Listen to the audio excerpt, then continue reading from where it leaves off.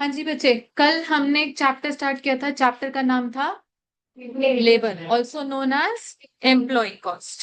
कल हमने labour chapter में एक टॉपिक स्टार्ट किया था, control and measurement over labour turn over. Can anyone define labour turn over to me? उसकी सिर्फ डेफिनेशन मुझे चाहिए। Rate of change in composition of workforce. ठीक है जी, ठीक है। अब लेबर टर्नओवर के कॉन्सेप्ट से related there are two associated cost. One is called preventive cost and one is called replacement cost. अगर एक कंपनी कंजूसी करेगी प्रिवेंटिव कॉस्ट में, वो कम से कम इनकर किया जाएगा, just give me a second, वो कम से कम इनकर किया जाएगा तो क्या होगा? What will be the result? अगर preventive cost, labour turnover will be high and as a result replacement cost will be high. But अगर in the first place preventive cost ही हमने अच्छी खासी इनकर कर ली तो टर्नओवर उस केस में लो होगा और रिप्लेसमेंट कॉस्ट भी लो होगी। ठीक है जी। फिर उसके बाद हमने मेजरमेंट की बात की। When we measure labour turnover there are 5 methods. 5 method के नाम क्या क्या है? Separation, replacement, plus, new recruitment और एक्सेशन। अगर क्वेश्चन आपसे पूछ ले how many workers were recruited, मतलब क्वेश्चन आपसे क्या पूछ रहा है? क्वेश्चन आपसे एक्सेशन पूछ रहा है। बच्चे रिक्रूटमेंट तो उन वर्कर्स की भी होती है जो एज रिप्लेसमेंट आते हैं। रिक्रूटमेंट मतलब हायरिंग, ज्वाइनिंग। तो ज्वाइनिंग तो उन वर्कर्स की भी करवाओगे ना जो किसी की जगह लेने आ रहे हैं। तो एक वर्ड होता है टोटल रिक्रूटमेंट, एक वर्ड होता है न्यू रिक्रूटमेंट। खाली वर्ड न्यू रिक्रूटमेंट मतलब recruitment for a new post. ठीक, चलिए। कल हमने एक क्वेश्चन टेकअप किया था, दैट वाज क्वेश्चन नंबर 10। उसकी सारी रिक्वायरमेंट्स हमने कंप्लीट नहीं की थी। एक रिक्वायरमेंट हमारे पास रहती थी, that was equivalent employ turnover rate for the year. हाँ जी बच्चे, अगेन कल किस किस के पास बुक नहीं है? पल की और आपका नाम बच्चे? आरफ। बाद में साइन ले लेंगे आपके, ये लीजिए, पीछे पास कर दीजिएगा आरफ को, thank you.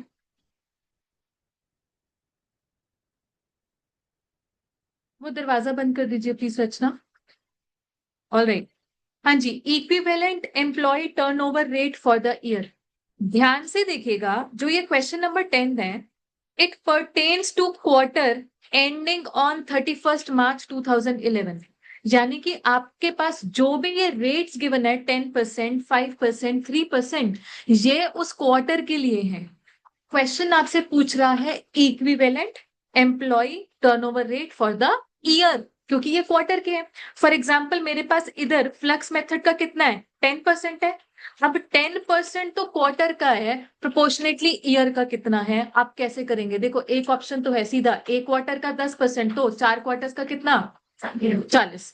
But ICAI prefer करता है कि जहां पर उन्होंने एग्जैक्ट टाइम पीरियड बताया, जैसे यहां पर उन्होंने जेनरिक वर्ड क्वार्टर नहीं बोला, उन्होंने बोला क्वार्टर एंडिंग ऑन 31 मार्च 2011। यानी कि do I know how many days are in this quarter? बताओ, जनवरी में कितने दिन होते हैं?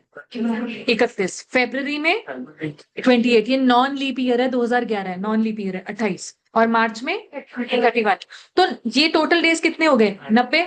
90 दिन का अगर आंसर आ रहा है 10%, तो 365 दिन का कितना आएगा? बात तो वही है, हमने प्रोपोर्शनेटली चीजों को एनुअल में कन्वर्ट करना है। But ICAI prefers days basis वाली कन्वर्जन रादर देन कि सीधा हमने इंटू 4 क्वार्टर्स कर दिया। लॉजिकली इंटू 4 क्वार्टर्स करने में कुछ गलत नहीं है, बट वे बैक इन मई 2018 और नवंबर 2018 आई थिंक, एक बच्चे ने अपनी सर्टिफाइड कॉपी मंगवाई, मुझे चेक करवाई, तो उसने इंटू 4 क्वार्टर्स कर दिया था, ICAI ने उसको कट किया हुआ था। So as long as a specific duration is mentioned to you, use that information. अगर यहां पर ये वर्ड ना होता, सिंपल बोल देते क्वार्टर, 1 क्वार्टर, बट ये नहीं, तब हम क्या कर लेते? Into 4 quarters. बात समझ में आती है जी? सो इक्विवेलेंट एम्प्लॉय टर्नओवर रेट क्या है? आपके पास कॉन्सेप्ट ऑलरेडी बुक में है, पढ़िएगा मेरे साथ साथ। Labour turnover rate calculated for the period divided by number of days in the period multiplied by number of days in the year. If question is silent, you have to assume 365 days in the year. कभी भी अपनी convenience के लिए इसको 360 नहीं लेंगे. अगर आप सोचे मैम 360 लेकर एग्जैक्ट आंसर आता है, जैसे इधर भी हमारे पास डिनोमिनेटर में 90 दिन बन रहा था, है ना, हमें लगता है यार यहाँ पर अगर 360 कर दोगे तो एग्जैक्ट आंसर आता है, बढ़िया क्रिस्प सा सुंदर सा आंसर लगेगा. जी नहीं, कुछ नहीं, सुंदरता पे जाना नहीं है, पॉइंट्स में आंसर आ रहा है तो पॉइंट्स में लेकर आएंगे, कोई दिक्कत नहीं है. If question is silent you have to take number of days as 365. कई बार क्वेश्चन सामने से 360 या 300 दिन भी बोल देगा, ऑब्वियसली तब क्वेश्चन की बात मानेंगे. ठीक, तो हमारे पास ये है concept equivalent annual turnover rate का. ये कॉन्सेप्ट कब निकल कर आता है, जब इन दी फर्स्ट प्लेस क्वेश्चन एक ड्यूरेशन की बात कर रहा है which is already not a year. कल आपने क्वेश्चन नंबर 11 भी किया था, उसमें चेक करना ड्यूरेशन क्या है, फुल ईयर है ऑलरेडी, तो उसमें जो हमने आंसर निकाले ऑलरेडी वो एनुअल रेट ही थे. बट ये वाला क्वेश्चन नंबर 10 हमने मेनली क्वार्टर के लिए कंप्लीट किया है, तो हमको उसमें एक एडिशनल कॉन्सेप्ट जोड़ना पड़ेगा, इक्विवेलेंट एनुअल टर्नओवर रेट. ठीक है जी, चलिए कैलकुलेट कर लेते हैं जो भी आपके पास जहां पर ये क्वेश्चन चल रहा था, क्वेश्चन नंबर 10, उसकी फोर्थ रिक्वायरमेंट कंटिन्यू कीजिए. हाँ जी, फॉर्मूला लिखिए कॉपी में. Equivalent annual turnover rate. Equivalent annual turnover rate. हाँ जी, labour turnover rate for the period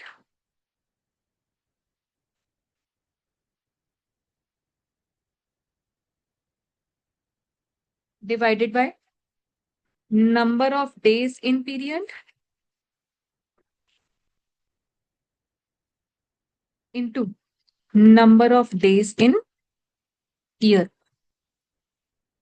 Number of days in year. हाँ जी, फ्लक्स मेथड. फ्लक्स मेथड का कितना कैलकुलेटेड है बच्चे? 10%. Number of days in period 31 plus 28 plus 31 into 365. ये कितना आ रहा है? 40.5 आगे 6%. 2 डेसिमल पेज तक ले जाओ, कोई दिक्कत नहीं है. बच्चे वहां पर बैठ सकते हो, थर्ड या फोर्थ डेस्क पर.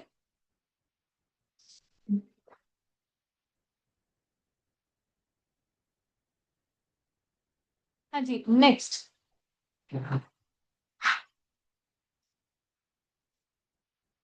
और कौन सा आपके पास गिवन था इधर? सेपरेशन. सेपरेशन एंड रिप्लेसमेंट दोनों के कैलकुलेट कर लीजिए accordingly. Separation and replacement.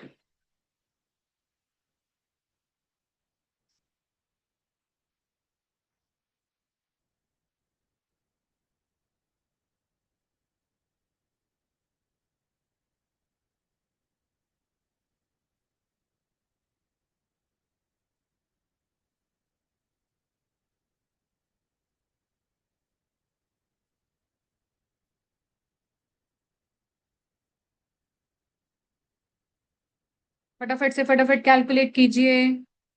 Replacement का 5% है, सेपरेशन का 3. ठीक है,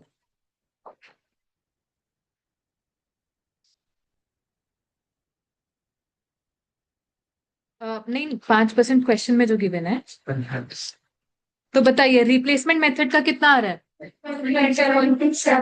20.27.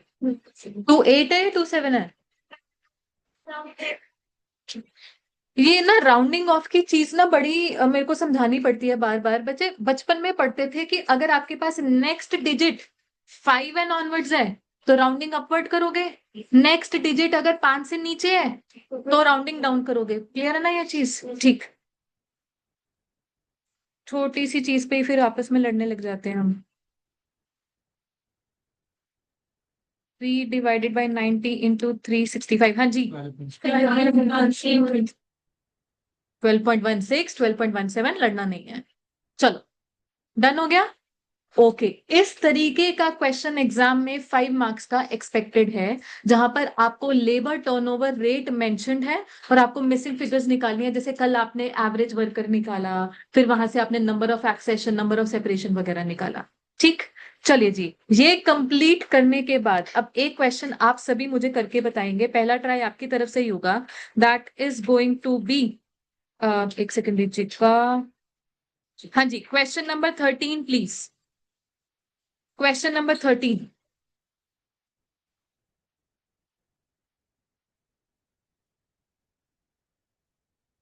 हाँ जी, अब बुक आ गई है सभी के पास? कोई ऐसा बच्चा जिसके पास बुक नहीं है आज?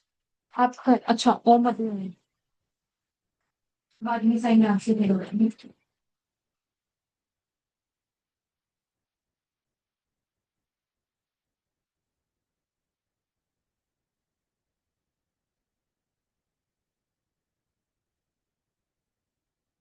हाँ जी, क्वेश्चन नंबर 13 फटाफट से फटाफट सॉल्व करके बताइए। कॉन्सेप्ट आप बुक से रेफर कर सकते हैं, बट वर्किंग्स को लेकर खुद ही सोचिएगा।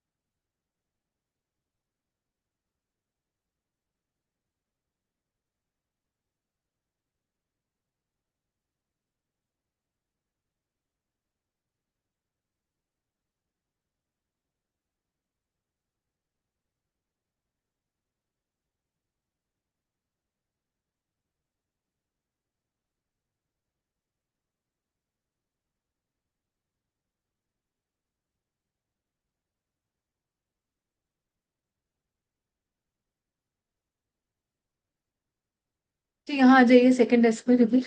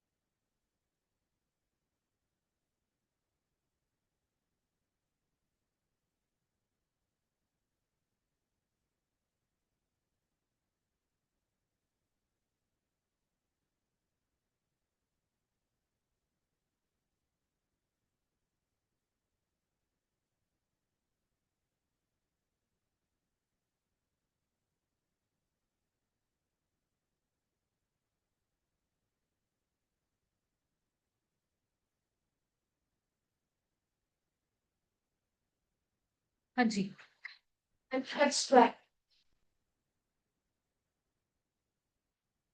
चलिए सबसे पहला पॉइंट क्या होगा कि आप लिखकर बताएंगे एवरेज नंबर ऑफ वर्कर्स हमारे पास आ गए 1000। उसके बाद जैसे कि हमने कल भी डिस्कस किया था, आपके पास एक जो रेट है, रिप्लेसमेंट मेथड का रेट गिवन है, तो जो जिसकी भी ज्यादा इंफॉर्मेशन दिखाई देती है उसको यूज करते हो, तो labour turnover as per replacement method लगाओ। इससे आपके पास नंबर ऑफ रिप्लेसमेंट्स आ जाएंगी 30। अच्छा, अलग से क्वेश्चन आपको फ्रेश रिक्रूटमेंट भी दे रहा है। फ्रेश रिक्रूटमेंट मतलब न्यू रिक्रूटमेंट। तो सोचो अब आगे क्या कर सकते हैं। एक्सेशन तो आ जाएगा। अब क्या चीज? बोलो बोलो शादी क्या कह रहे हो? ठीक बोला आपने। हाँ, निकाल सकते हैं। कौन सा मेथड? ये रिक्रूटमेंट। Recruitment method. हाँ जी हाँ जी हाँ जी, कोई बात नहीं, करके देखो करके देखो। हाँ जी, जो आप बोल रहे हैं सही बोल रहे हैं।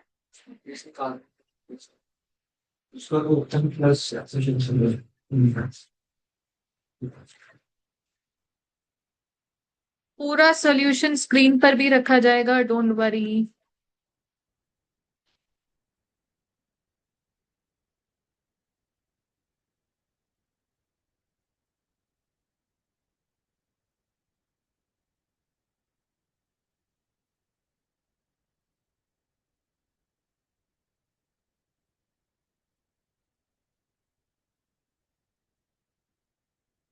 हाँ जी, नंबर ऑफ रिप्लेसमेंट्स आपके पास आ गई हैं 30।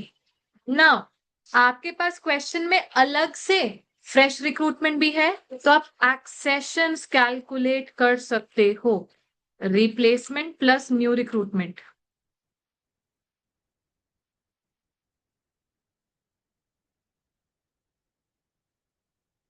30 एंड 40 इज इक्वल टू 70। ना एक्सेशन मुझे क्यों चाहिए थी? बिकॉज क्वेश्चन ने हमसे फ्लक्स मेथड पूछा हुआ है, वहां पर एक्सेशन चाहिए। बट अब क्या चीज गायब लग रही है? Separation, number of separations find out करना। अब नंबर ऑफ सेपरेशंस आप कैसे फाइंड आउट करोगे? बिल्कुल, एक ही कॉन्सेप्ट बचता है जो अप्लाई हो सकता है, there is no other way out. वो कॉन्सेप्ट क्या है? Workers at beginning is equal to workers at beginning, या ऐसे कर लेते, workers at beginning plus accession minus separation is equal to worker at end. Worker at end, चलिए यहां से मिसिंग फिगर सेपरेशन की निकल कर आएगी, दैट इज 50। और आपकी फिर मेन रिक्वायरमेंट आंसर हो जाएगी।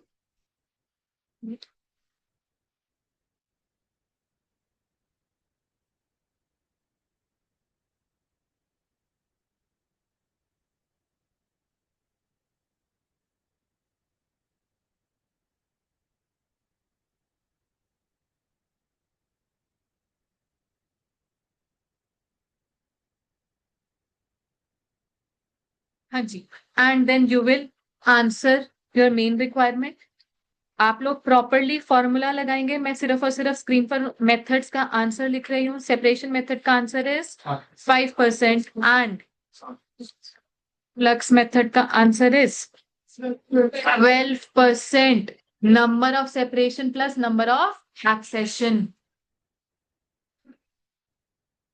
किसी के पास ये आंसर्स नहीं आ रहे, बता दीजिए। Any repeat explanation required, please let me no.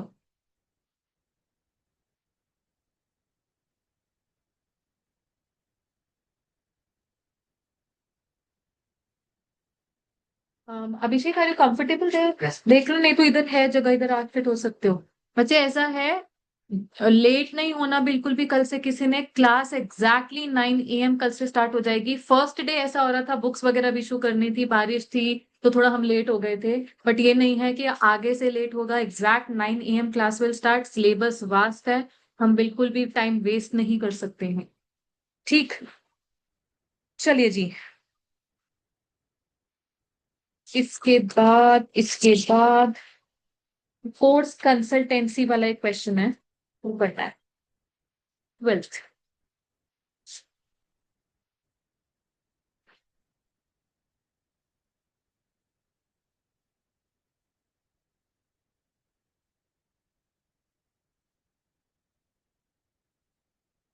हाँ जी, कर सकते हैं स्टार्ट क्वेश्चन नंबर 12।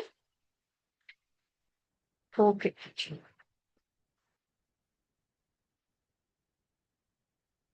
भले ही क्वेश्चन नंबर 12 बुक में सॉल्व है, बट हमने इसे प्रॉपरली कॉपी में भी सॉल्व करना ही करना है। चलिए जी, पढ़ रही। Course consultancy limited is engaged in BPO industry. One of its trainee executives in the personnel department has calculated labor turnover rate 24.92% for the last year using flux method. जी, trainee executive ने flex method use करके एक रेट निकाला हुआ है 24.92%। Following is the sum data provided by personnel department for the last year. अब हमारे पास एम्प्लॉयज की डेजिग्नेशन 8 है, ये 8 डेजिग्नेशन है। इनका number at the beginning, joined, joined मतलब accession not new recruitment, total recruitment होता है ज्वाइन। बेटा जी मैं बार बार बोलूंगी, आफ्टर ऑल रिप्लेसमेंट वाले लोग भी जो हैं, जो किसी की जगह लेने आते हैं, वो भी तो ज्वाइन करते हैं। So joining will always mean total recruitment, जिसके लिए हमारा एक टेक्निकल वर्ड है एक्सेशन। लेफ्ट मतलब सेपरेशन, लेफ्ट को लेकर कोई दिक्कत नहीं है, तो separation. And number of worker at the end दे दिया। आप देख सकते हैं कुछ जगह हमारे पास फिगर्स गिवन है, कुछ जगह क्वेश्चन मार्क भी है, यानी कि वो मिसिंग फिगर है। फिर employees transferred from subsidiary company, ये कोई अलग डेजिग्नेशन नहीं है, ये डेजिग्नेशन ऊपर भी थी, senior voice agent and senior data processor. अब सब्सिडरी क्या होता है? Do we all know subsidiary क्या होता है? जिसके जिसके मेजोरिटी शेयर्स हमारे पास है, ठीक है, या हमारे पास अदर लेटर से वोटिंग पावर भी हमारे पास है, वो आपका कॉर्पोरेट लॉ बताता है how do you define a subsidiary. तो एक तरीके से हमारी ही, एक तरीके से सिस्टर कंसर्न कर लीजिए, या हमारे ही ग्रुप का वो हिस्सा है, but it is a separate entity. Subsidiary company, हम एक हमेशा हमेशा सेपरेट एंटिटी का कॉन्सेप्ट होता है। Our company is a separate entity, subsidiary भी एक सेपरेट एंटिटी है। It is just that we both are part of the same group, same, हम पेरेंट है और वो सब्सिडरी है। तो वहां से कुछ एम्प्लॉयज चलकर हमारे पास आ गए, और ऐसे ही नेक्स्ट हेडिंग है एम्प्लॉयज ट्रांसफर टू सब्सिडरी। हमने ही अपने सिस्टर कंसर्न को कुछ एम्प्लॉयज भेज दिए हैं। Team leader and assistant manager, again इनके नाम हमारे पास ऊपर ऑलरेडी हैं। At the beginning of the year, there were total 772 employees on the payroll of the company. Opening strength of a supervisor, voice agent and assistant manager were in the ratio of 3:3:2। इस line पर मैं आपको फिर से लेकर आऊंगी। फिर next line, company has decided to abandon the post of team leaders and consequently all of the team leaders were transferred to subsidiary company। हम देख सकते हैं सब्सिडरी कंपनी को कोई ना कोई टीम लीडर्स तो गए थे, ये 60 टीम लीडर्स गए थे। तो क्यों क्यों गए? क्योंकि हमने अपने पास टीम लीडर्स की डेजिग्नेशन खत्म कर दी है।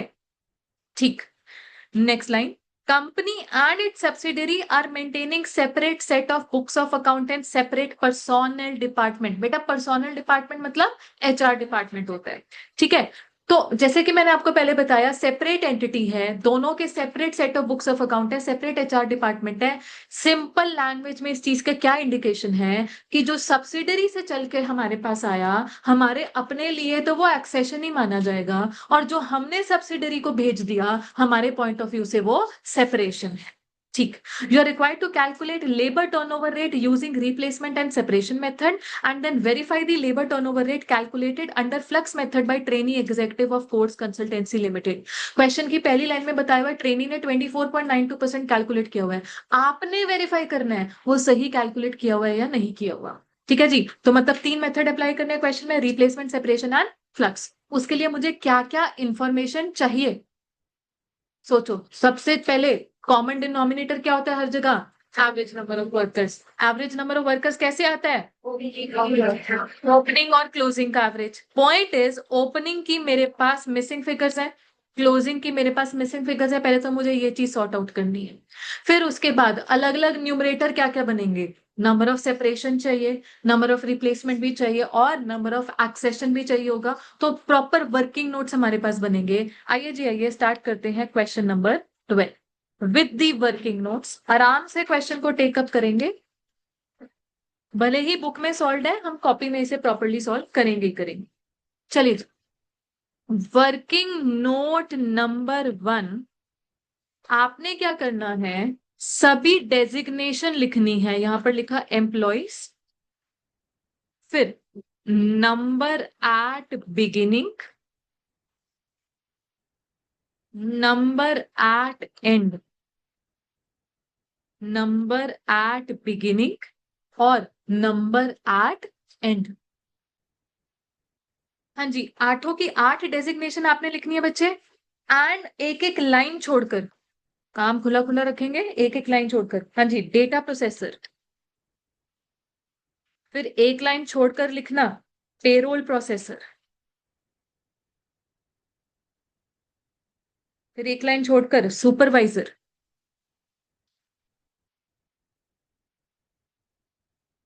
फिर वॉइस एजेंट,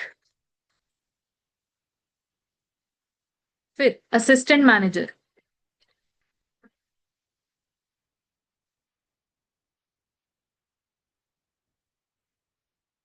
फिर senior voice agent,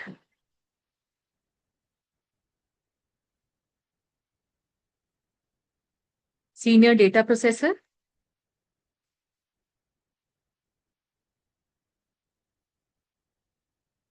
and team leaders.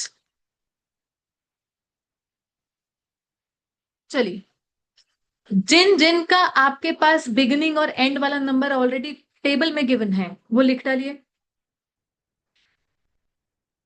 Data processor में 540 एट द बिगिनिंग और एट एंड 1560 गिवन है जी। पेरोल प्रोसेसर में एट एंड 40 गिवन है।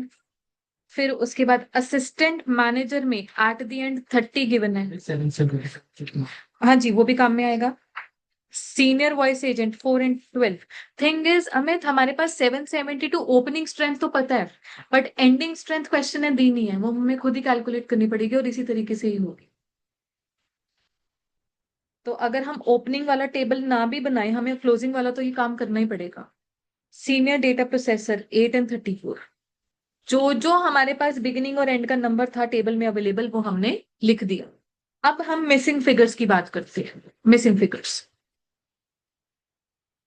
पेरोल प्रोसेसर, हाँ जी, number of worker at end है 40। क्वेश्चन ने हमें ज्वाइंट एंड लेफ्ट भी बताया है। ज्वाइंट मतलब एक्सेशन, लेफ्ट मतलब सेपरेशन। तो अगेन आपका वही concept, worker at beginning plus accession minus separation is equal to worker at end. वहां से आपके पास वर्कर एट बिगिनिंग आ जाएगा। एक बार कैलकुलेट करके बताओ। 80। देखिएगा, रिवर्स वर्किंग करनी है। वर्कर एट एंड कितना है 40। एड बैक कर दो जो छोड़ कर गए लेफ्ट 60 है, माइनस कर दो जो ज्वाइन होकर आए कितने 20। तो आपके पास वर्कर एट बिगिनिंग आ गया 80। तो हमने क्या कॉन्सेप्ट इस्तेमाल किया है, आपको रिकॉल करवा देती हूँ। Beginning plus joint minus left is equal to end. बच्चे मेरे पास एंड गिवन था, मेरे पास ज्वाइंट है, लेफ्ट है, तो हमने बिगिनिंग कैलकुलेट कर लिया। ठीक, चलिए सिमिलरली अब आगे। सुपरवाइजर का फिलहाल मैं कुछ नहीं कर पाऊंगी, वॉइस एजेंट का भी अभी नहीं। असिस्टेंट मैनेजर में ध्यान में रखिएगा, कुछ सब्सिडरी से भी आना जाना था असिस्टेंट मैनेजर का। सब्सिडरी को क्या है 10 लेफ्ट है। तो आप अपनी क्लैरिटी पर्पस के लिए ना ये वाली चीज यहां पर लिख सकते हैं कि असिस्टेंट मैनेजर 10 छोड़कर गए हैं, क्योंकि वो नीचे हमें बताया हुआ सब्सिडरी को 10 गया, बात एक ही है, हमारे लिए तो वो सेपरेशन ही है। हाँ जी, तो अब बताओ असिस्टेंट मैनेजर का बिगिनिंग स्ट्रेंथ कितनी आ रही है 20। अगेन असिस्टेंट मैनेजर में वर्किंग क्या इन्वॉल्व है 30 एंड में थे। एड बैक कर दो जो छोड़कर गए 10, माइनस कर दो जो आए 20, कितना हो गया ये 20। ठीक है जी, यहां तक सभी लोग क्लियर है? Any repeat explanation is required बता दीजिएगा। ऑल राइट, अब एक लाइन आपके पास टेबल के नीचे अवेलेबल है, that opening strength of 3 designations are in the ratio 3:3:2। वो लाइन मिल गई है टेबल के नीचे। कौन कौन सी डेजिग्नेशन थी? सुपरवाइजर, वॉइस एजेंट और असिस्टेंट मैनेजर, ये 3 जिन पर मैंने ब्लू टिक मार्क लगा दिया है। इन तीनों की आपस में रेशो 3:3:2 है। तो मुझे बताइए अब सुपरवाइजर और वॉइस एजेंट का नंबर पता चल जाएगा। देखो, अगर ये 3:3:2 है, तो अगर ये 20 है तो सुपरवाइजर कितना हो गया 30। ऐसे ही वॉइस एजेंट भी कितना हो गया 30। तीनों की आपस की रेशो 3:3:2 है। अब आप सुपरवाइजर और वॉइस एजेंट का एंडिंग वर्कर कैलकुलेट कर सकते हो, कर लो।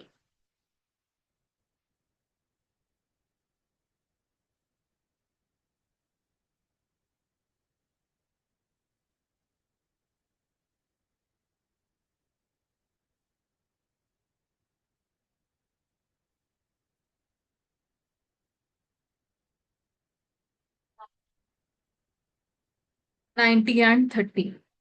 सुपरवाइजर शुरू में 30 थे, फिर 60 आ गए, लेफ्ट कोई भी नहीं है, और वॉइस एजेंट है।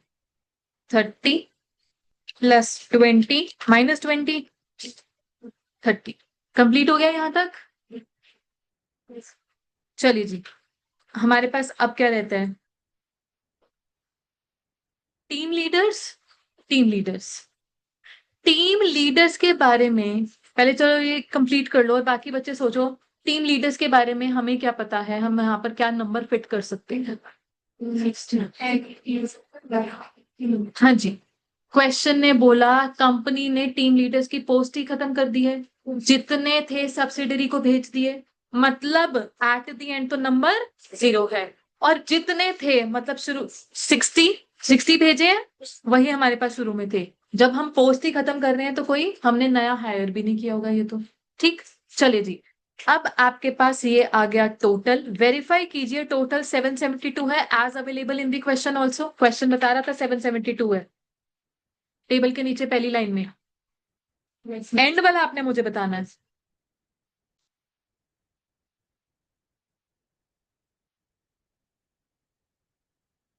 1796।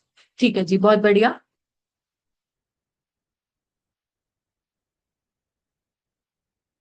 और अब आप कैलकुलेट कर लेंगे एवरेज नंबर ऑफ वर्कर्स। अब आप कैलकुलेट कर लेंगे average number of workers. Beginning वाला 772 प्लस 1796 डिवाइडेड बाय 2, ये कितना आ गया? 1284। First working note is now complete. Average number of workers 1284। बताइए, कोई पॉइंट रिपीट करने वाला? इस वर्किंग नोट में एक्सपेक्टेड होता है रिपीट एक्सप्लेनेशन रिक्वायर्ड। बच्चे हेजिटेशन बिल्कुल नहीं रखनी है। ये नहीं सोचना कि हाँ जी कि इतने सारे लोग बैठे हैं, किसी ने तो पूछा नहीं तो मैं कैसे पूछ लूं। बिल्कुल कोई हेजिटेशन नहीं चलेगी यहाँ पर। टीम लीडर वाला, टीम लीडर को लेकर क्वेश्चन ने हमें एक लाइन बताई थी। वो लाइन क्या थी?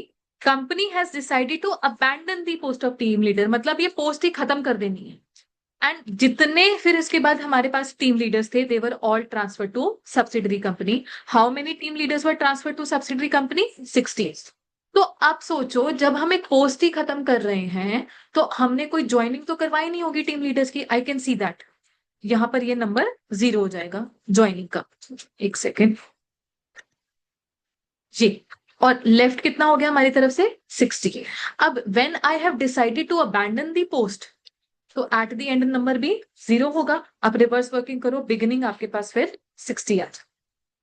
ठीक है, चलिए working note number 2। Again employees की डेजिग्नेशन एक कॉलम, फिर एक कॉलम जो क्वेश्चन ने आपको बताया है उस जिसका नाम है जॉइंट। हम सभी जानते हैं जॉइंट को हम एक्सेशन भी बोलते हैं। फिर एक कॉलम क्वेश्चन ने हमें बताया लेफ्ट, जिसको हम सेपरेशन बोलते हैं। और बच्चे नंबर ऑफ रिप्लेसमेंट आपको खुद आइडेंटिफाई करना है। और एक कॉलम आपका एक और बनेगा नंबर ऑफ न्यू रिक्रूटमेंट का। नंबर ऑफ न्यू रिक्रूटमेंट का, यहां पर हम डेजिग्नेशन वाइज ही काम कर लेंगे। सबसे पहले डेजिग्नेशन का नाम लिखना, data processor. Data processor question ने बताया जॉइंट है 1080 और लेफ्ट है 60। चलिए जी, अब रिप्लेसमेंट और न्यू रिक्रूटमेंट हमने खुद से सोचना है। सोचते हैं बच्चे। वैसे तो कल मैंने आपको क्या बताया था कि जरूरी नहीं होता हमेशा दैट नंबर ऑफ रिप्लेसमेंट और नंबर ऑफ सेपरेशन एक जैसी फिगर हो। बट यहां पर इस पर्टिकुलर केस में आप सोचो, मेरे पास अगर 60 पोस्ट खाली हो गई हैं और हमने पता है हमने कुछ ज्वाइनिंग भी करवाएंगे और अच्छी खासी ज्वाइनिंग करवाई है, तो ऑब्वियसली सबसे पहले तो हमने वो खाली पड़ी हुई पोस्ट को फिल इन करना है। मतलब प्रायोरिटी बेसिस पर रिप्लेसमेंट आएगी 60 पोस्ट की। उसके बावजूद फिर भी हायरिंग हो रही है। अब तो सारी पोस्ट जो पड़ी थी वो तो जो पहले पुरानी पोस्ट थी वो तो फिल हो गई। उसके बावजूद अगर हायरिंग हो रही है तो वो किस लिए हो रही है? न्यू रिक्रूटमेंट के तौर पर।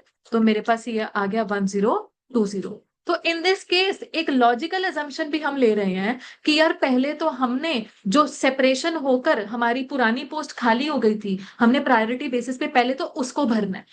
जब तक वो नहीं भर जाती हम न्यू रिक्रूटमेंट का नहीं सोचेंगे, और लॉजिकल बात भी है, लॉजिकल बात भी है। ठीक, चलिए अब डेजिग्नेशन वाइज आराम आराम से सोचेंगे, कोई जल्दबाजी नहीं है, जहां रोकना होगा मुझे रोक देना प्लीज। पेरोल प्रोसेसर ज्वाइंट है 20, लेफ्ट है 60। अब देखो 60 पोस्ट हमारी खाली हो गई हैं, बट हमने ज्वाइनिंग कितनी करवाई है? ओनली 20। तो हम ये ओनली 20 को कहाँ मान रहे हैं? रिप्लेसमेंट। रिप्लेसमेंट हम ये कह रहे हैं 20 रिप्लेसमेंट करने के बाद भी कुछ पोस्ट खाली रह गई है, कोई दिक्कत नहीं, बट पॉइंट इज ये कभी नहीं हो पाएगा कि मैं 20 को न्यू रिक्रूटमेंट कभी मान लूं जब तक पुरानी पोस्ट पूरी पूरी नहीं भरती। अभी तो वो भरी भी नहीं है, there is no new recruitment. बच्चे इधर आ जाइए सेकंड डेस्क पर।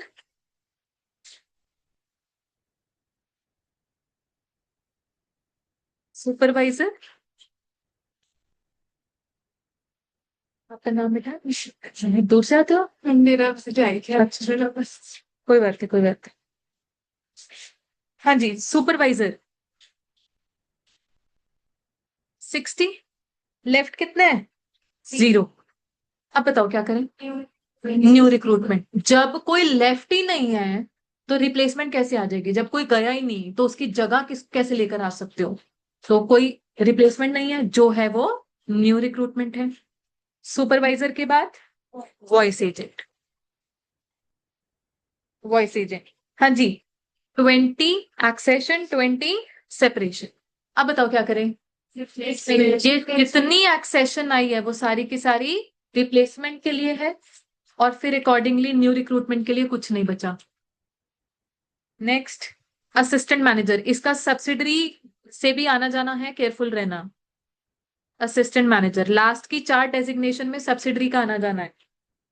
हाँ जी, 20 तो ज्वाइनिंग है और 10 लेफ्ट है, 10 सेपरेशन है। हाँ जी, अब बताओ क्या करें? 10 रिप्लेसमेंट। अगर 10 लेफ्ट है तो उनकी जगह 10 रिप्लेसमेंट आ गई। एक बार वो चीजें फिल, वो पोस्ट फिल हो गई, उसके बाद अभी भी अगर ज्वाइनिंग हो रही है तो वो न्यू रिक्रूटमेंट के नाम की हो रही है। असिस्टेंट मैनेजर के बाद senior voice agent.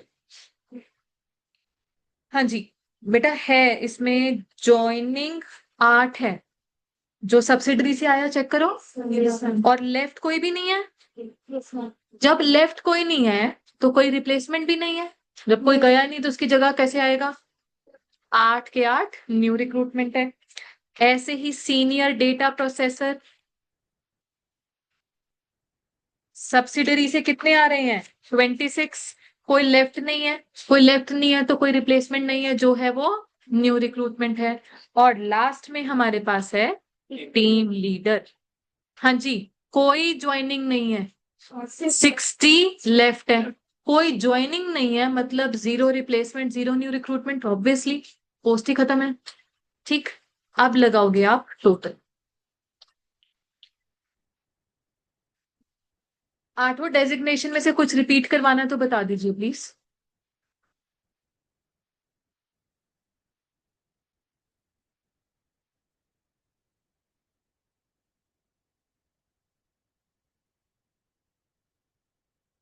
Senior voice agent, senior voice agent पे आप चेक कीजिए, सब्सिडरी से हमारे पास 8 लोग आए हैं, एक बार चेक करो।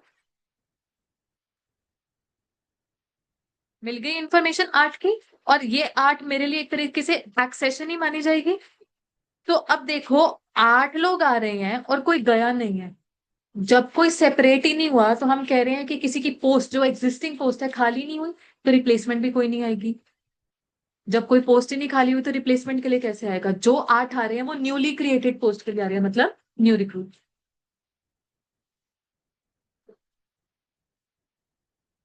हाँ जी, टोटल मेरे पास एक्सेशंस हैं 1 2 3 4। टोटल सेपरेशन है 210, रिप्लेसमेंट 110 एंड न्यू रिक्रूटमेंट 1124। एक नोट लिखना जरा, since company and its subsidiary are maintaining separate set of books of account, जो क्वेश्चन में लाइन है वही चिपकानी है, separate set of books of account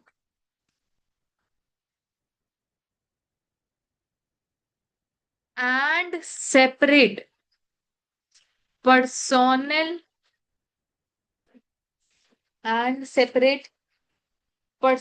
department,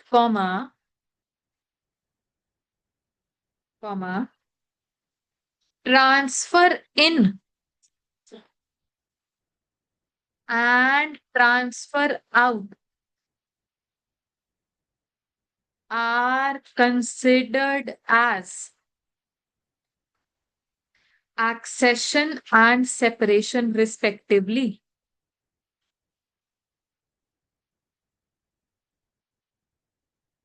Accession and separation respectively. ठीक। अच्छा, एक कंफ्यूजन कुछ कुछ बच्चों को चल रही है, वो गलती हो जाती है कई बारी। जहां मैं पूछूं रिक्रूटमेंट मतलब आंसर क्या है? एक्सेशन का।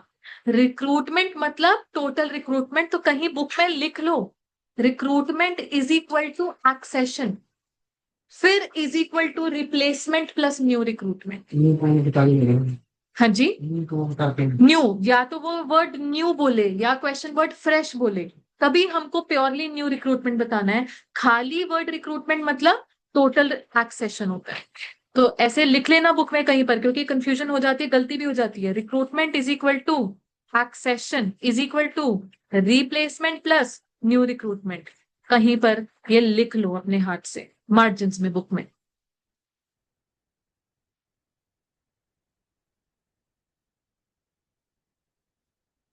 रिक्रूटमेंट या वर्ड ज्वाइनिंग, बात एक ही है, रिक्रूटमेंट और ज्वाइनिंग। चलिए, अब आपके वर्किंग नोट कंप्लीट हो गए हैं। प्लीज मेन रिक्वायरमेंट का आंसर दीजिए। मेन रिक्वायरमेंट ने आपसे लेबर टर्नओवर रेट मांगा है, as per replacement, separation, flux, calculate करके बताओ। चलो,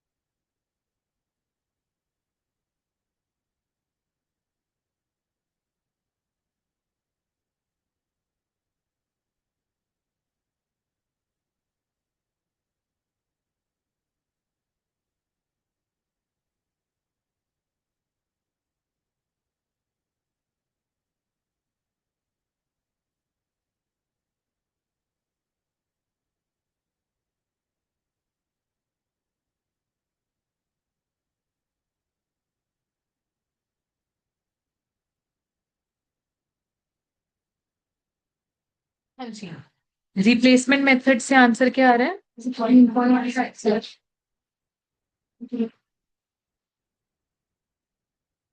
8.57%।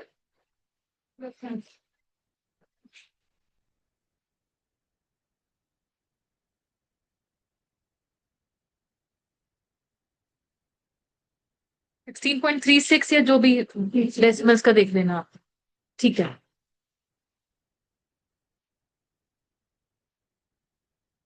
ये तो थी फर्स्ट रिक्वायरमेंट जहां आपसे दो मेथड पूछे गए। सेकंड रिक्वायरमेंट में कह रहे हैं फ्लक्स वैसे तो ट्रेनी एग्जीक्यूटिव ने निकाला हुआ है कितना 24.92%। आप वेरीफाई करो वाकई 24.92% आ रहा है या नहीं आ रहा। नहीं आ रहा।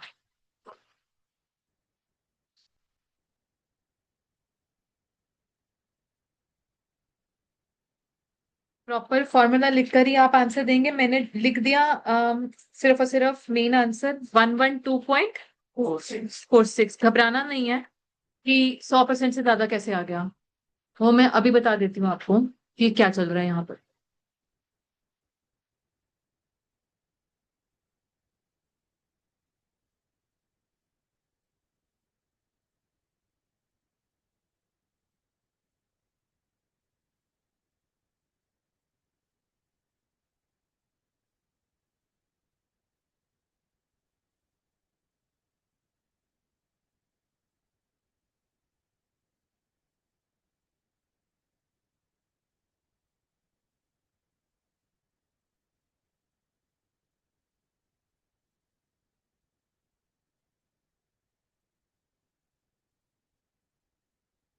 किसी के पास अगर ये आंसर्स नहीं आ रहे तो बता दीजिएगा।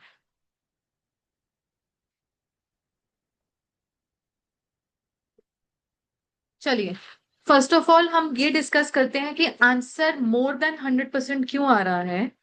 एक बार ही मुझे बताओ what is the average number of worker.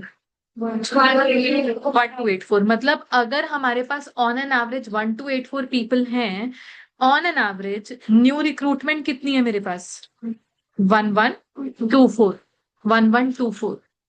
आप ये देखो कि कंपनी ने बहुत मेजर लेवल एक्सपेंशन की है कि अब वैसे उनकी स्टार्टिंग स्ट्रेंथ कितनी थी 772 और एंडिंग स्ट्रेंथ कितनी हो गई है 1796। तो अच्छी खासी हमारे पास यहाँ पर रिक्रूटमेंट्स वगैरह तो हुई ही हुई हैं। इसलिए आंसर मेरा 100% मोर देन 100% पॉसिबल है। By labour turnover we mean rate of change in composition of workforce. तो मेरे पास कहीं ना कहीं वो वर्कफोर्स में मेजर बदलाव है। I have so many people who are new people और वो समझ में भी आता है। ठीक है, मोर देन 100% आंसर आना लॉजिकल है, घबराने वाली बात नहीं है। It is not a bad thing. क्योंकि अगर हम वैसे इसको ये बोल दें कि नहीं 100% रेट आ रहा है वैसे टॉलरेबल 8% 10% होता है, ये तो गलत चीज होगी। नहीं, आप ये देखो ये 100% आने का कारण क्या है। फ्लक्स मेथड में हमारे पास न्यूमरेटर में एक अच्छा खासा कंपोनेंट होता है न्यू रिक्रूटमेंट का। मुझे बताना फ्लक्स मेथड में न्यूमरेटर में और क्या क्या आता है। सेपरेशन और रिप्लेसमेंट और न्यू रिक्रूट। तो सेपरेशन का नंबर अपने आप में खास कुछ नहीं है, कितना है 210। रिप्लेसमेंट 110 और न्यू रिक्रूटमेंट का अच्छा खासा नंबर है 1124। तो ऑब्वियसली आंसर हमारे पास इस तरीके से इन्फ्लुएंस्ड होगा ही होगा। ठीक है जी। अब बात आई कि वेरीफाई करके बताना था ट्रेनी एग्जेक्टिव वाला सही है कि नहीं है। तो हमने बोल दिया सही नहीं है, उसने तो 24.92% निकाला। बट बच्चे आप जब सीए बनने वाले हैं आपने सिर्फ ये नहीं देखना होता कि अच्छा ये गलत हो गया। आप रीजनिंग में भी जाओगे, आखिर उसने क्या गलती की आपने वो भी पॉइंट आउट कर। अब आप अज्यूम कर लो कि वो ट्रेनी एग्जीक्यूटिव सिर्फ और सिर्फ बीकॉम करके आ रहा है, उसने सीए नहीं की हुई। और बीकॉम की बुक्स में फ्लक्स मेथड कैसे समझाया जाता है जरा ध्यान से सुनिए। ऐसे बोलते हैं, if there are no new recruitment, flux method के न्यूमरेटर में आएगा separation plus replacement. However if there are new recruitment, numerator बन जाता है separation plus replacement plus new recruitment. बताओ ये दो दो बार कुछ बोलने की जरूरत थी उनको। अगर कोई न्यू रिक्रूटमेंट नहीं है तो अपने आप ही ये कंपोनेंट जीरो बन जाता है, यही चीज रह जाती है। बट बीकॉम वाले बच्चों का क्या होता है, जो पहला पहला फॉर्मूला बस वो दिमाग में आ जाता है। और कई बार क्वेश्चंस भी ऐसे बने होते हैं जिनमें न्यू रिक्रूटमेंट होती नहीं है। तो कभी भी हमने इस तरीके से तो बात करनी नहीं ना, मैंने अपने बुक में ऐसे रखी हुई है। बट ये गलती हो जाती है कि फ्लक्स मेथड का फॉर्मूला अप्लाई करते वक्त न्यू रिक्रूटमेंट इग्नोर हो जाती है, जहां पे हमको पहला फॉर्मूला रटा हुआ है। और जिस क्वेश्चन में जेन्युइनली न्यू रिक्रूटमेंट भी होगी ना वो हम भूल जाए। ठीक, तो कभी भी हमने दो दो फॉर्मूला नहीं रटने। एक ही फॉर्मूला होता है, जहां न्यू रिक्रूटमेंट है लग जाएगा, जहां न्यू रिक्रूटमेंट नहीं भी है अपने आप ही ये कंपोनेंट जीरो हो गया। ठीक है जी। यही ट्रेनी एग्जीक्यूटिव ने किया है। एक बार वेरीफाई करो। सेपरेशन कितनी थी 210। रिप्लेसमेंट 110। सिर्फ और सिर्फ उसने सेपरेशन प्लस रिप्लेसमेंट लगाया। डिनोमिनेटर में एवरेज वर्कर 1284 आ रहा है आंसर 24.92%। आ रहा है जी 24.92%। तो ये गलती हुई है ट्रेनी एग्जीक्यूटिव से। ठीक, हमको लिखकर बताना है, मैं डिक्टेट करवा रही हूँ, लिखिएगा प्लीज। लिखिए, labour turnover rate by flux method, labour turnover rate by flux method as calculated, labor turnover rate by flux method as calculated by trainee executive, as calculated by trainee executive is wrong, is wrong because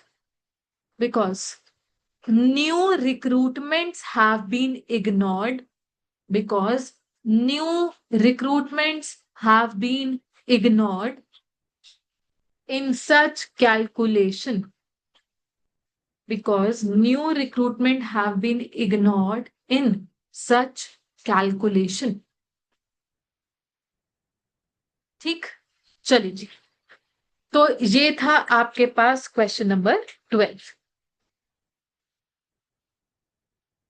मुझे confirm करवाइएगा question number 10, 11, 12 and 13 ये हो चुके हैं। इस topic में we are left with question number 9 and question number 14। वो थोड़ी अलग बात करते हैं, एक काइंड ऑफ एक सब टॉपिक नया है वो, लेट्स डिस्कस इट।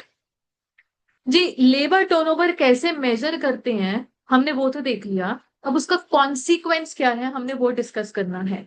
अगर एक कंपनी में लेबर टर्नओवर हो जाती है, लेटर से कम है ज्यादा है, बट एज लॉन्ग एज ये है, व्हाट इज द कॉन्सिक्वेंस, क्या होता है अगर एक सीखे सिखाए लोग चले गए और उसकी जगह नए लोग आ रहे? ट्रेनिंग कॉस्ट इनकर करनी पड़ेगी। अब सोचो, ट्रेनिंग कॉस्ट इनकर करनी पड़ेगी मतलब खर्चा बढ़ गया, खर्चा बढ़ गया मतलब प्रॉफिट कम हो गया, और कुछ प्रॉफिट का नुकसान और भी रीजंस की वजह से हो सकता है। सोचो, इनएक्सपीरियंस वर्कर आएंगे, तो इनएक्सपीरियंस वर्कर आ भी गए तो क्या इम्पैक्ट है? एफिशिएंसी कम है, जिसको हम प्रोडक्टिविटी भी बोलते हैं। जिस स्पीड से एक एक्सपीरियंस्ड वर्कर काम कर सकता था, उतनी सेम स्पीड से एक नया इंसान काम नहीं कर पाएगा, तो कम आउटपुट बनेगा, आउटपुट कम बनेगा तो हेंस प्रॉफिट का नुकसान वहां भी है। और कुछ, और कुछ, एनीथिंग, एनीथिंग? और न्यू इंटर्न्स वर्किंग, तो उससे वही बात है कि इनएक्सपीरियंस लोग काम कर रहे हैं, काम करने की वो एफिशिएंसी नहीं होगी। Anything, anything? रिक्रूटमेंट कॉस्ट, बिल्कुल, ट्रेनिंग कॉस्ट, रिक्रूटमेंट कॉस्ट। अच्छा, नए लोग आते हैं, एक तो स्लो स्पीड से काम करेंगे, ऊपर से गलत काम भी कर देते हैं, कई बार डिफेक्टिव आउटपुट बना लेंगे, तो डिफेक्टिव आउटपुट को करेक्ट करने की रेक्टिफिकेशन कॉस्ट। सोचो, in the first place labour turnover ही ना हो, सीखे सिखाए लोग काम कर रहे हैं, गलतियां होगी नहीं, गलतियां होगी नहीं तो कोई रेक्टिफिकेशन कॉस्ट भी नहीं है। तो क्वेश्चन अब हमारे पास ऐसा आता है, calculate profit lost due to labour turnover. उसके लिए आपको एक कॉन्सेप्ट सीखना होगा, पहले सिर्फ और सिर्फ कॉन्सेप्ट समझेंगे, लिखना कुछ नहीं है।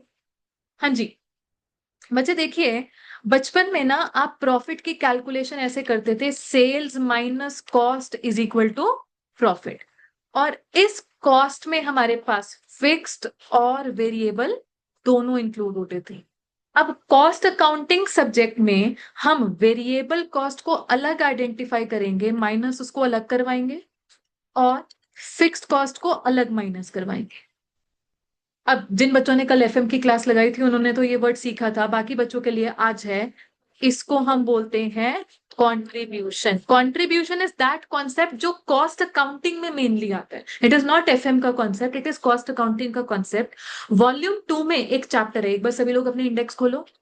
इंडेक्स में जो तो बॉक्स बना हुआ है वो तो है, वॉल्यूम 1 में क्या चैप्टर है, जो बॉक्स के बाहर चैप्टर्स हैं वो वॉल्यूम 2 जब आपको मिलेगी वहां दिखाई देंगे। सेकंड लास्ट चैप्टर देखना, मार्जिनल कॉस्टिंग।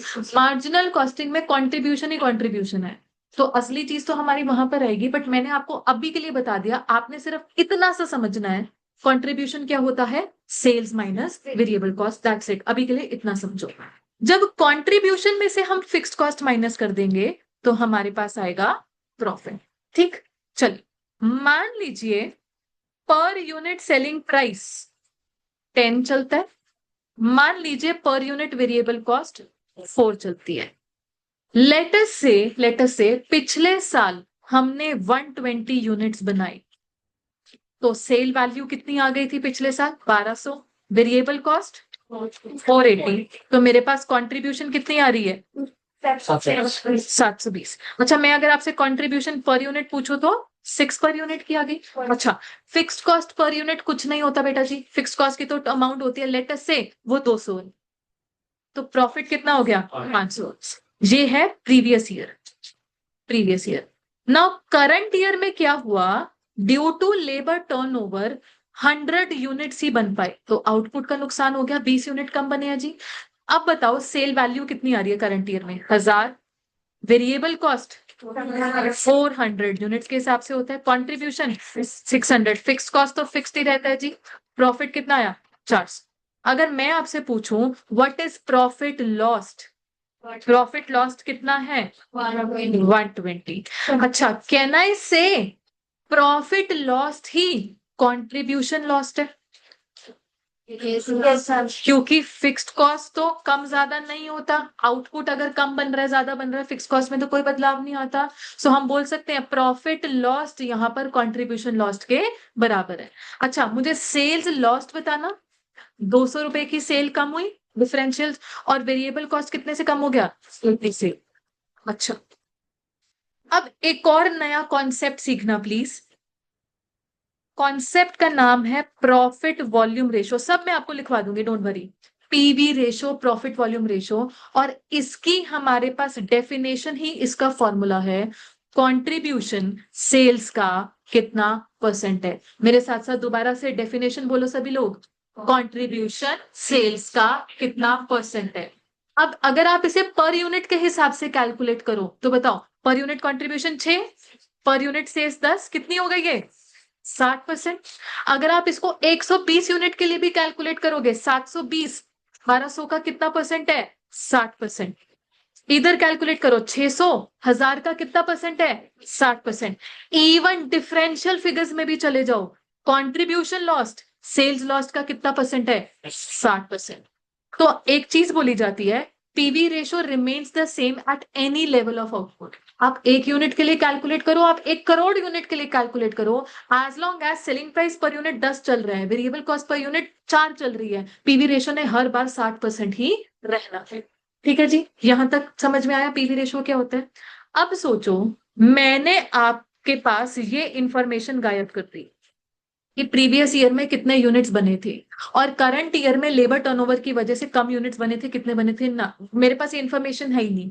मेरे पास सिर्फ और सिर्फ इतनी इंफॉर्मेशन है कि due to labour turnover sales lost is 200 and PV ratio applicable is 60%। सिर्फ और सिर्फ मेरे पास ये इंफॉर्मेशन है। ठीक है, हम कैसे अपना काम कंप्लीट कर सकते हैं? हमें पता है पीवी रेशो क्या बताती है, कंट्रीब्यूशन सेल्स का कितना परसेंट है। इवन अगर आप लॉस्ट वर्ड भी जोड़ दो, कंट्रीब्यूशन लॉस्ट सेल्स लॉस्ट का कितना परसेंट है, तो यहां से मैं कंट्रीब्यूशन लॉस निकाल सकती हूँ, sales lost multiplied by PV ratio करके। जी, कंट्रीब्यूशन लॉस्ट सेल्स लॉस्ट का 60% है, तो कंट्रीब्यूशन लॉस्ट कितनी आ गई? 120। और हमें पता है यही contribution lost becomes profit lost. बताइए जी, ये कॉन्सेप्ट क्लियर हो गया? हमको ये वाली वर्किंग करनी होगी, बट बेटा जी मैं बार बार बोलूंगी, ये पीवी रेशो, ये कंट्रीब्यूशन वर्ड प्रॉपर अपना एक चैप्टर मार्जिनल कॉस्टिंग में तो आएगा ही आएगा। सो जब आपका सिलेबस पैक हो जाएगा, आपके लिए ये कॉन्सेप्ट कुछ है ही नहीं, आपको पहले से ही पता होगा what is contribution, what is PV ratio. ठीक, चलिए, तो अभी मुझे ब्रीफली ये करवाना पड़ता है discuss.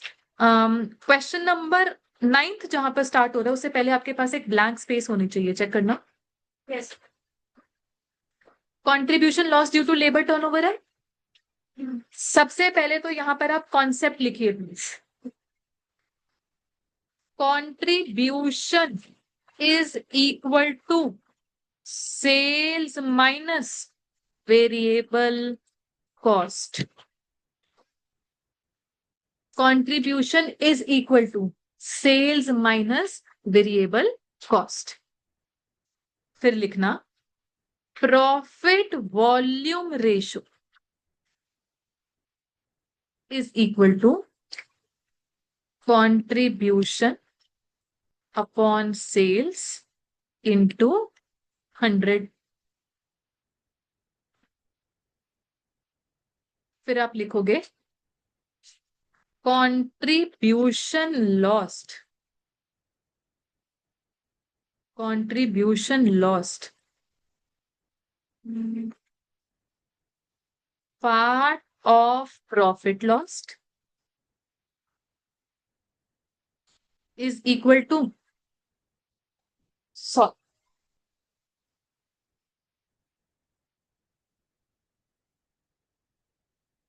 sales lost multiplied by PV ratio। Contribution lost bracket में part of profit lost is equal to sales lost multiplied by PV ratio. ठीक, यही चीजें आपको समझाई थी अभी। चलिए जी बच्चा, 2-3 मिनट का ब्रीदर ले लो, पानी वानी जिसने पीना है पी लो, उसके बाद we will start with the questions.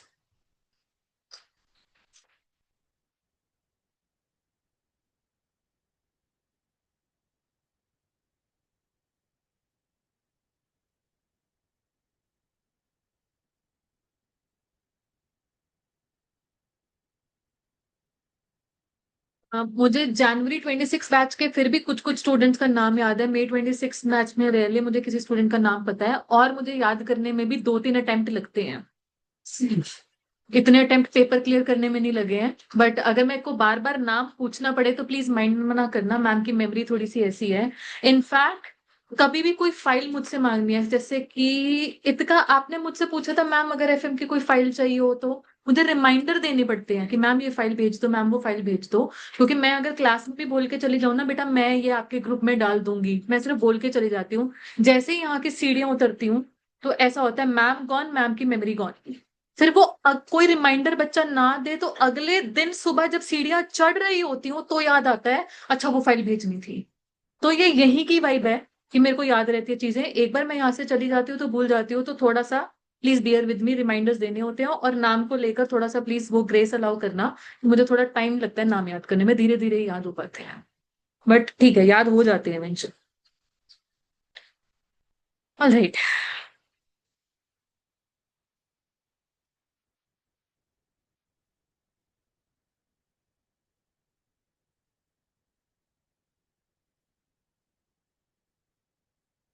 ना घर पर जाकर आप लोग जैसे आपकी क्लासेस स्टार्ट हो गई हैं, एक रूटीन में आ जाइए। एक फिक्स रूटीन जितनी जल्दी बना लेंगे ना उतना बढ़िया रहेगा, कंसिस्टेंट रूटीन। कि लेटर से हम घर जो जो भी जहां जहां पर भी आपके घर हैं, 3 बजे 3:30 बजे जब भी पहुंच रहे हैं, खाना खाना है, फिर उसके बाद थोड़ा सा नैप लेनी है, रेस्ट करना है, उसके बाद पढ़ने बैठ जाना है। शाम का कुछ टाइम वॉक वगैरह के लिए, कुछ जिम वगैरह वर्कआउट के लिए भी निकालिएगा। उसके बाद फिर से पढ़ना है, डिनर करना है, फिर अगर पढ़ने का मन मानता है पढ़ लो, सो जाओ। एक फिक्स टाइमिंग रखिए, क्योंकि सुबह उठने का भी एक फिक्स टाइम होना चाहिए। जितना जल्दी उस रूटीन में आ जाओगे उतना आप लोगों के लिए बेटर है। ठीक है। और ठीक है, अभी आप लोग छोटे हो, यंग हो, तो हम ना हमें लगता है कि यार हम 4-5 घंटे भी सो लेते हैं ना काम बन जाता है। होता ही है, रात आदत होती है कहीं कहीं, फिर रात के 1-2 बजे इंस्टाग्राम चल रहा है। तो फिर अब जब सुबह उठना है 6-7 बजे, 8 बजे तक तो मैक्सिमम उठना ही उठना होता है।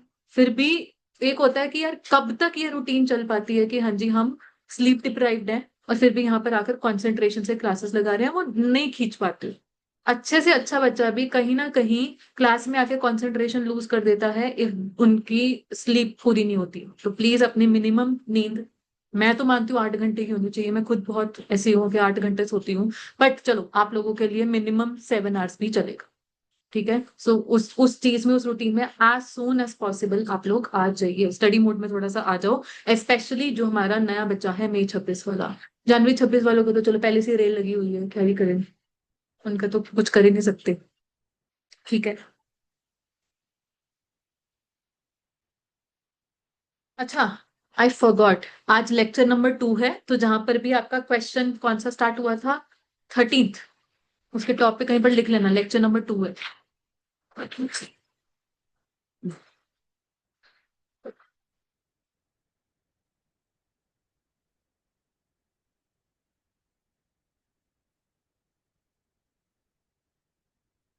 चलिए जी, क्वेश्चन पर आएंगे अब। हाँ जी, क्वेश्चन नंबर 9।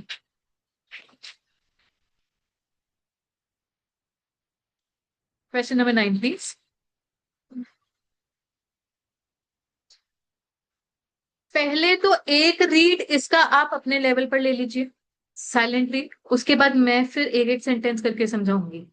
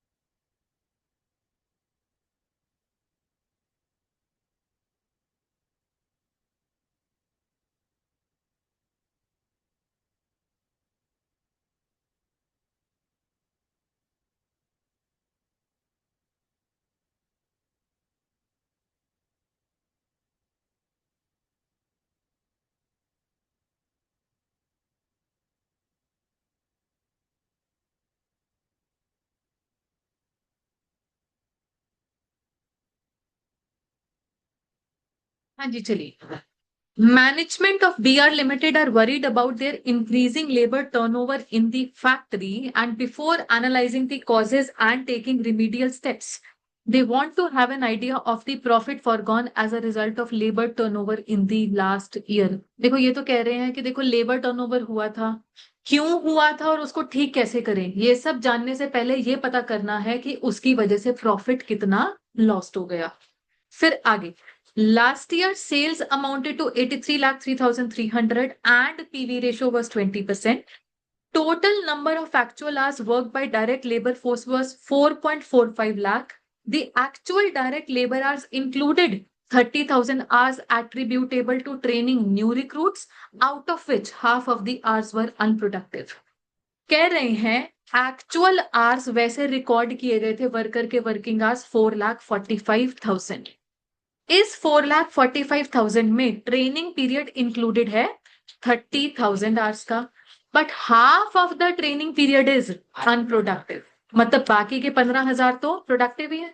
तो अगर मैं प्योरली प्रोडक्टिव आवर्स पर आना चाहूं तो मुझे क्या करना पड़ेगा? 4,45,000 में से कितना माइनस करना है? 30,000 माइनस करना है? नो, 15,000 माइनस करना है। पूरा का पूरा ट्रेनिंग पीरियड अनप्रोडक्टिव नहीं है जी, आधा ट्रेनिंग पीरियड ही अनप्रोडक्टिव है। तो प्योरली प्रोडक्टिव आवर्स कितने हो गए? 4,30,000। ये वर्किंग नोट हम लिख लेंगे, don't worry. As a result of delay by personnel department in filling vacancies due to labor turnover, 1 lakh potentially productive hours were lost. देखो, लेबर टर्नओवर हो रहा है मतलब हमारे पुराने लोग जा रहे हैं और नए लोग को हायर करने में डिले हो गया, वैकेंसी फिल करने में डिले हो गया, जिसकी वजह से 1 लाख घंटे जिनमें काम हो सकता था, काम हो ही नहीं पाया क्योंकि काम करने के लिए कोई था ही नहीं। पुराने लोग जा चुके हैं, नए लोग को हायर करने में डिले हो गया, तो कोई काम करने वाला था नहीं। तो 1 लाख पोटेंशियली प्रोडक्टिव आवर्स वर लॉस्ट। पोटेंशियली प्रोडक्टिव का क्या मतलब है कि अगर ये 1 लाख घंटे काम होता तो आउटपुट बनता, जो कि नहीं बन पाया। ठीक। Cost incurred consequent on labour turnover revealed on analysis the following. Labour turnover की वजह से, कॉन्सिक्वेंट मतलब उसकी वजह से क्या खर्चे हुए? Settlement cost due to leaving. देखो, जब पुराने लोग छोड़कर जाते हैं ना तो कई बार रफा दफा करने के लिए हमें खर्चे भी इनकर करने पड़ते हैं। ठीक है, तो वो सेटलमेंट कॉस्ट हो गई। फिर नए लोगों के लिए recruitment cost, selection cost and training cost. In the first place labour turnover ना होती तो ये चार खर्चे भी हमारे ना होते। तो कहीं ना कहीं अब जो क्वेश्चन की रिक्वायरमेंट है, पढ़ना जरा। ये वाला सेंटेंस अभी के लिए छोड़ दो, ये वाला सेंटेंस अभी के लिए छोड़ो, अब मैं समझा दूंगी रिक्वायरमेंट क्या है। Find the profit for gone on account of labour turnover. तो जब ये चार खर्चे हैं, ये भी प्रॉफिट लॉस का हिस्सा तो बनेंगे ही बनेंगे। और इन चार खर्चों के अलावा हमें अपनी तरफ से कैलकुलेट करना है कंट्रीब्यूशन लॉस्ट, वो हमें इस पैराग्राफ से पता चलेगा। ठीक है जी, contribution lost is a part of profit lost, हमने पहले ही लिख लिया। तो एक तो वो चीज का वर्किंग नोट बनेगा, उसके अलावा हमारे पास ये चार खर्चे एज इट इज हमारे उसमें ऐड हो जाएंगे। ठीक, तो मेनली मेरे पास यहाँ पर कैलकुलेशन कंट्रीब्यूशन लॉस्ट निकालने की है। उसके लिए ये पैराग्राफ एक बार फिर से आप दोबारा से अपने लेवल पर पढ़।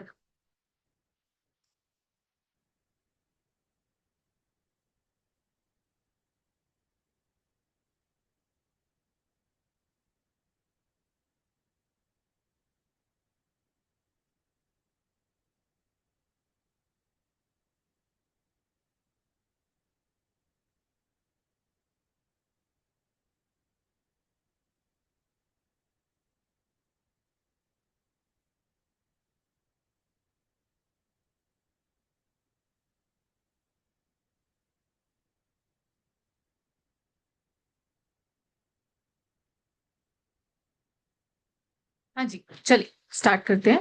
क्वेश्चन नंबर 9,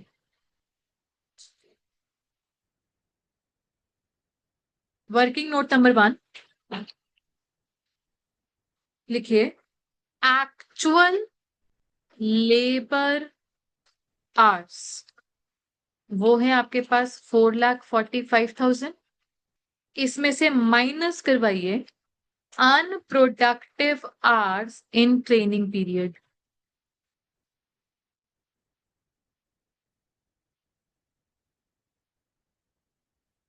वो कितने आपके पास? 30,000 का हाफ 15,000, ये आपके पास आ जाएगा प्रोडक्टिव आवर्स। 4,30,000। हमें क्यों चाहिए 4,30,000 आवर्स, क्यों चाहिए प्रोडक्टिव आवर्स, ये हमें अभी समझ में आ जाएगा। पहले आप आगे बढ़ो। आपने अब आवर्स लॉस्ट कैलकुलेट करना है, कितने आवर्स का नुकसान हो गया। मतलब अगर लेबर टर्नओवर ना होती तो उन आवर्स में भी काम हो जाता, एडिशनल आउटपुट बन जाता। तो ऐसे कितने आवर्स है? 1 लाख तो क्वेश्चन में गिवन है बेटा। ये 15,000 आवर्स भी तो आवर्स लॉस्ट ही है। हाँ जी, देखो, एक है कि हमारे पास ना 4,45,000 घंटे एक्चुअल लेबर आवर्स है, मतलब इनमें काम करने के लिए लोग थे।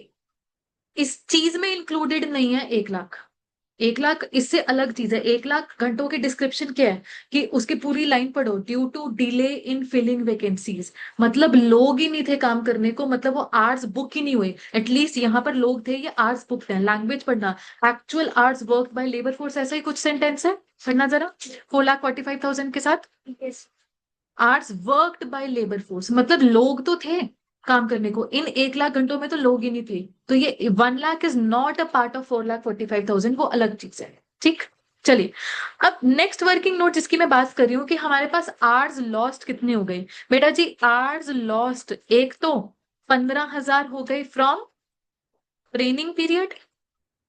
लेबर टर्नओवर ना होती तो फिर तो ये 15,000 ट्रेनिंग पीरियड के भी, ट्रेनिंग एक तो नाम ही ट्रेनिंग पीरियड ना होता, फिर तो प्रॉपरली प्रोडक्टिव आवर्स ही होते वो भी। और एक 1 lakh hours potential productive hours lost. तो टोटल आवर्स लॉस्ट हमारे पास कितने हो गए? 1,15,000। अब ये भी हम क्यों कैलकुलेट कर रहे हैं, अब वर्किंग नोट नंबर 3 बताएगा। बच्चे सेल्स लॉस्ट पता करोगे, कैसे पता करेंगे? ध्यान से देखना सभी लोग। लास्ट ईयर असली में हाथ में सेल वैल्यू कितनी आई थी? 83,03,300। और लास्ट ईयर कितने घंटे सही में काम हुआ था? 4,30,000 आवर्स। तो यहां से हमें आइडिया लग जाता है कि पर आवर कितनी सेल वैल्यू जनरेट हो जाती है। करेक्ट। अब ये तो आ गया पर आवर सेल वैल्यू, इसको मल्टीप्लाई करो आवर्स लॉस्ट से। 1,15,000 घंटे काम नहीं हो पाया था, आउटपुट नहीं बन पाया था, सेल वैल्यू जनरेट नहीं हो पाई थी। अगर होती तो कितने की होती? ये प्रोपोर्शनेटली आ जाएगा। अरे अरे अरे अरे, एक सेकंड दीजिएगा।